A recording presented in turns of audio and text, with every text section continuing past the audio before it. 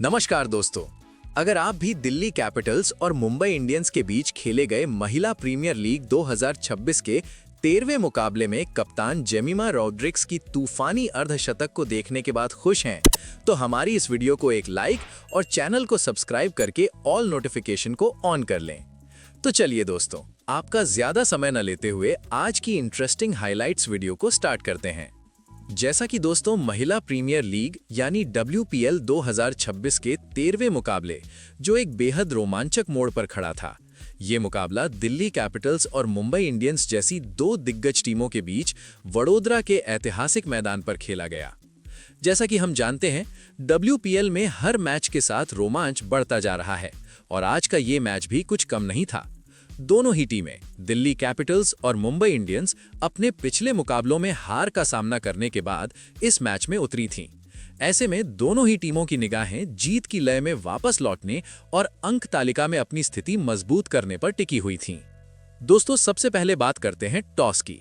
किसी भी cricket match में टॉस की भूमिका बेहद अहम होती है और वडोदरा की पिच पर तो ये और भी महत्वपूर्ण हो जाता है। आज के इस मुकाबले में दिल्ली कैपिटल्स की कप्तान जेमिमा रॉड्रिग्स ने टॉस जीता और टॉस जीतकर पहले गेंदबाजी करने का फैसला किया। उनका ये फैसला इस उम्मीद पर आधारित था कि वे मुंबई इंडियंस को कम स्कोर पर रोक सकेंगी और फिर लक्ष्य का पीछा करते हुए जीत हासिल करेंगी।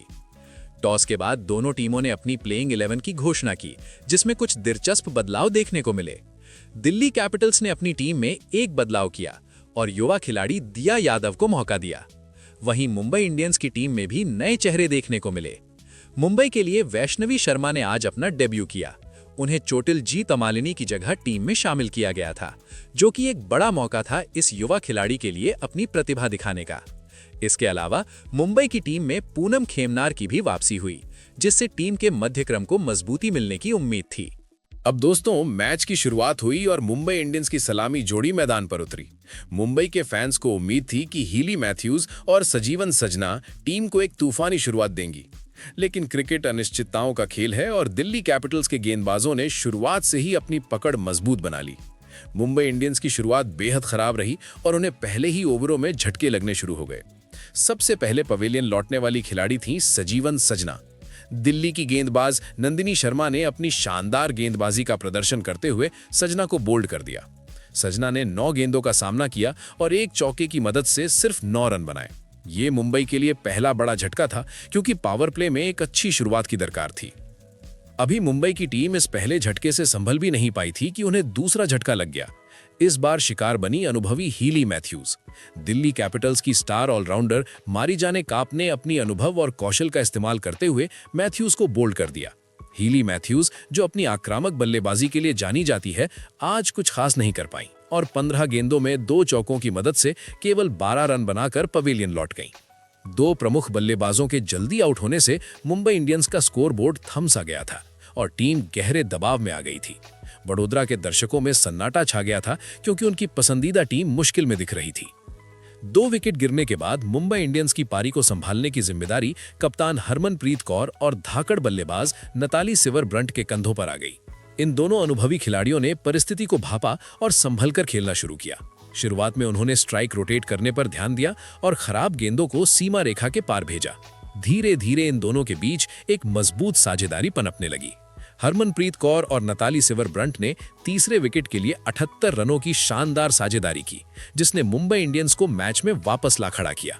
दोनों ही बल्लेबाजों ने दिल्ली के गेंदबाजों का डटकर सामना किया और मैदान के चारों ओर शॉट लगाए। कप्तान हरमनप्रीत कौर आज बेहतरीन लय में नजर आ रही थीं। उन्होंने 33 गेंदों का सामना किया और 7 शानदार चौके लगाए। उनका हर शॉट आत्मविश्वास से भरा हुआ था और ऐसा लग रहा था कि वे आज एक बड़ी पारी खेलने के इरादे से उतरी हैं।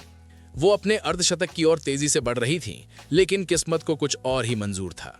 जब वो 41 रन के लीजी स्कोर पर थीं, तब दिल्ली की गेंदबाज श्रीचरणी ने अपनी टीम को वो सफलता दिलाई जिसकी उन्हें सख्त जरूरत थी।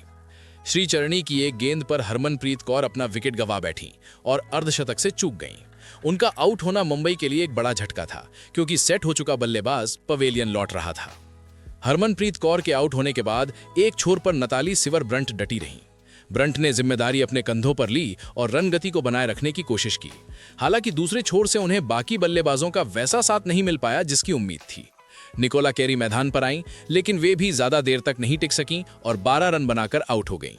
इसके बाद अमनजोत कौर क्रीज पर आईं, लेकिन वे भी केवल 3 रन बनाकर पवेलियन लौट गईं। विकेटों के इस पतझड़ के बीच नताली सिवर ब्रंट एक चट्टान की तरह खड़ी रहीं। उन्होंने न केवल अपना अर्धशतक पूरा किया, बल्कि टीम को एक सम्मानजनक स्कोर तक पहुंचाने में अहम भूमिका निभाई।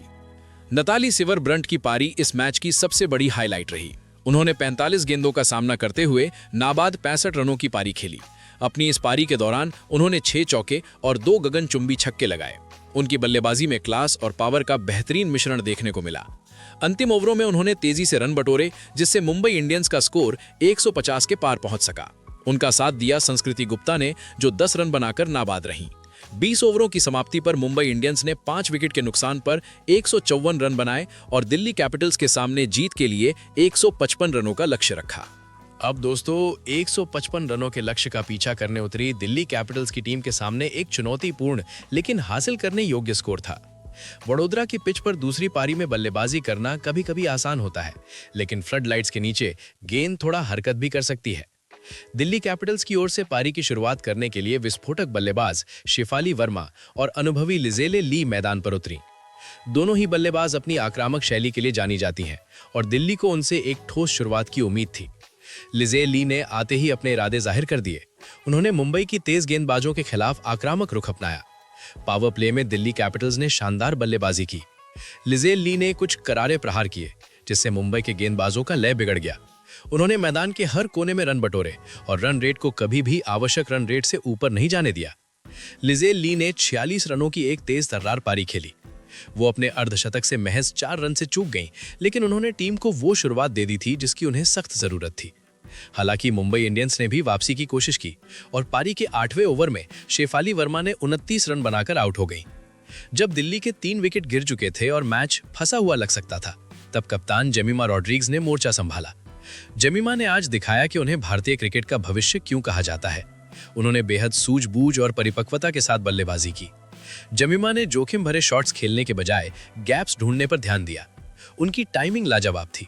उन्होंने स्पिनरों के खिलाफ बेहतरीन फुटवर्क का इस्तेमाल किया और तेज गेंदबाजों के खिलाफ भी वो सहज दिखी। एक छोर पर विकेट गिरने के बावजूद जेमिमा ने अपना छोर संभाले रखा और स्कोर बोर्ड को निरंतर आगे बढ़ाती रही। जैसे जैसे लक्ष्य करीब आ रहा था, जेमिमा ने अपने हाथ खोलने शुरू किए।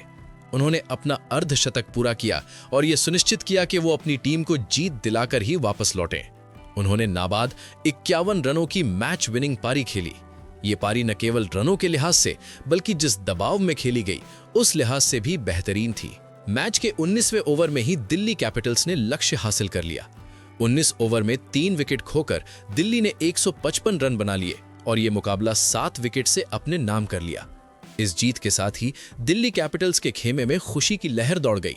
डगआउट में बैठी खिलाड़ी और सपोर्ट स्टाफ ने मैदान पर आकर जेमिमा और अन्य खिलाड़ियों को बधाई दी। मुंबई इंडियंस के चेहरों पर निराशा साफ देखी जा सकती थी, क्योंकि ये उनकी टूर्नामेंट में छठी मैच में चौथी हार थी। इस जीत के साथ दिल्ली कैपिटल्स ने पॉइंट्स टेबल में अपनी स्थिति में सुधार किया है। ये उनकी 5 मैचों में दूसरी जीत थी और उनके 4 अंक हो गए हैं। दिलचस्प बात यह है कि इस मैच के बाद आरसीडी को छोड़कर बाकी सभी टीमों के 4-4 अंक हो गए हैं, जिससे प्लेऑफ की दौड़ और भी रोमांचक हो गई है। अगर आपको ये हाइलाइट्स और स्क्रिप्ट पसंद आई हो तो इसे लाइक और शेयर करना ना भूलें। हम आपके लिए WPL के हर मैच का इसी तरह विस्तार से विश्लेषण लाते रहेंगे। तब तक के लिए क्रिकेट का आनंद लेते रहें। धन्यवाद।